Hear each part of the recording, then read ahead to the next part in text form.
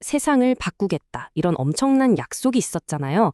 그런데 말이죠. 어쩌다가 그 눈부신 약속이 우리한테 깊은 상처만 남기게 된 걸까요? 오늘 이 시간에는요. 실리콘밸리의 빛과 그림자, 그 추락의 역사를 한번 제대로 파헤쳐 보겠습니다. 네, 바로 이 질문입니다. 세상을 구원할 것 같던 기술업계 영웅들이 왜 사회의 악당, 빌런이 되어버렸을까? 이게 오늘 우리가 같이 풀어볼 가장 중요한 숙제예요.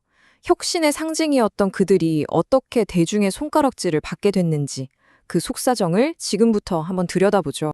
실리콘밸리를 무려 30년 넘게 지켜본 살아있는 전설이죠. 저널리스트 카라 스위셔가 이 상황을 딱 한마디로 정리합니다.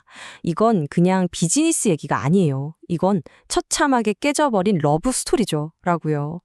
그러니까 우리가 기술에 걸었던 그 순수했던 믿음이 어떻게 배신당했는지에 대한 정말 가슴 아픈 이야기라는 거예요. 자, 모든 이야기에는 시작이 있잖아요. 우리도 한번 그 시작으로 돌아가 보죠. 모든 게 희망으로 가득 차 있었고, 기술이 정말 유토피아를 만들어줄 거라고 믿었던 바로 그 낙관적인 시절 말이에요.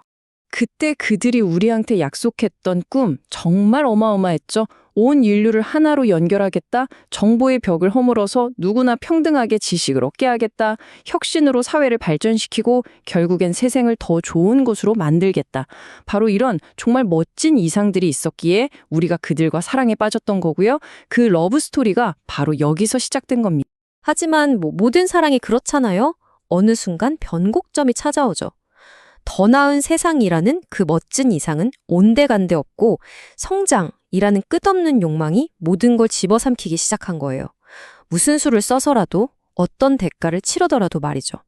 바로 페이스북의 그 유명하고 또 악명 높은 모토 Move fast and break things. 그러니까 빠르게 움직여 무엇이든 부숴라. 처음에는 이게 그냥 좀 과감한 혁신의 구호처럼 들렸어요. 근데 문제는 그들이 부순 것들 중에 우리가 절대로 잃어서는 안 될 소중한 가치들이 있었다는 거죠. 자, 이 화면 좀 보세요. 이 엄청난 대비가 모든 걸 설명해 줍니다. 왼쪽, 그들이 내세웠던 신속한 혁신이라는 그럴싸한 말 뒤에 숨겨진 현실은 바로 오른쪽의 사회 시스템과 민주주의의 붕괴라는 끔찍한 결과였어요. 그러니까 걔들이 부순 건 무슨 낡은 비즈니스 모델이 아니라 바로 우리 사회의 근간이었던 겁니다. 자, 그럼 이제 좀 추상적인 얘기는 그만하고 이 거대한 파괴를 이끈 장본인들을 직접 한번 만나보죠. 이른바 거인들의 진짜 얼굴을 마주할 시간입니다. 첫 번째 인물은 다들 예상하셨을 것 같은데요. 논란의 중심에 서 있는 일론 머스크입니다. 한때 혁신의 아이콘이었던 트위터가 어떻게 그의 손에 들어가서 X라는 정체불명의 플랫폼으로 변해갔는지 그 파괴의 과정을 한번 같이 따라가 보시죠. 엑셀을 인수한 뒤에 벌어진 일들을 시간순으로 한번 보세요. 정말 혼돈 그 자체입니다. 표현의 자유라는 멋진 말을 내걸었지만 현실은 유해 컨텐츠를 걸러내던 핵심팀인 안전팀은 그냥 공중분해시켜버렸고 자신에게 비판적인 목소리는 가차없이 막아버렸죠. 결국 남은 건 뭐였을까요? 어디로 튈지 모르는 머스크의 리더십, 그리고 속수무책으로 무너져 내린 플랫폼, 딱 그거였습니다. 자, 다음 인물로 넘어가 볼까요? 바로 페이스북 제국을 건설한 마크 저커버그입니다. 세상을 연결한다는 그럴듯한 이상을 내세웠지만 그 이면에는 사용자의 안전 같은 것보다는 어떻게든 더 많은 참여를 유도해서 이익을 극대화하려는 아주 냉혹한 계산이 깔려 있었죠. 8,700만. 이게 무슨 숫자인지 아세요?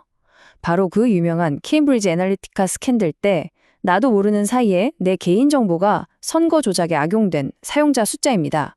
무려 8,700만 명의 믿음이 그냥 한순간에 박살난 거죠. 이 어마어마한 사건 앞에서 저커버그가 한 건 뭐였을까요? 그저 영혼 없는 기계적인 사과뿐이었습니다. 그리고 바로 이게 핵심이에요. 사과는 해요. 하지만 돈을 벌어다 주는 그 비즈니스 모델 자체는 절대로 바꾸지 않는다는 거. 이게 바로 그들의 변치 않는 패턴입니다. 그럼 이제 이런 개별적인 사례들을 넘어서 그들의 절정이 우리 사회 전체에 어떤 끔찍한 대가를 치르게 했는지 한번 살펴보겠습니다. 선거 개입은 물론이고 사회를 조각조각 내는 분열, 또 극단주의의 확산, 특히 청소년들의 정신건강은 완전히 망가졌죠. 이 모든 끔찍한 결과물들은 뭘 부수든 상관없다는 그 오만한 생각에서부터 시작된 어찌 보면 당연한 결과였던 겁니다. 여기서 제일 소름 돋는 사실이 뭔지 아세요? 이 모든 게 실수가 아니라는 겁니다. 오히려 사람들의 분노를 자극하고 갈등을 부추겨야 더 많은 돈을 버는 아주 의도적으로 설계된 비즈니스 모델의 결과물이라는 거죠. 다시 말해서 이런 파괴적인 현상들은 시스템의 버그가 아니라 오히려 핵심 기능이라는 겁니다. 이젠 월스트리트의 투자자들조차 이 문제를 더 이상 무시할 수 없게 됐어요. 이 표를 한번 보세요. 청소년 정신건강 문제는 곧 정부 규제라는 리스크로 이어지고 플랫폼이 유해해지면 광고주들이 떠나죠. 이건 이제 재무적인 위협이 된 겁니다. 그러니까 사회에 해를 끼치는 게 더 이상 그냥 도덕적인 문제가 아니라 회사의 생존이 걸린 돈의 문제가 되어버렸다는 뜻입니다. 자, 그렇다면 이제 우리는 뭘 해야 할까요? 분명한 건 변명의 시대는 끝났다는 겁니다. 이제는 책임을 물어야 할 시간이죠. 자료에서는 이들의 이런 오만한 태도를 아주 강력한 단어로 표현해요. 바로 신콤플렉스.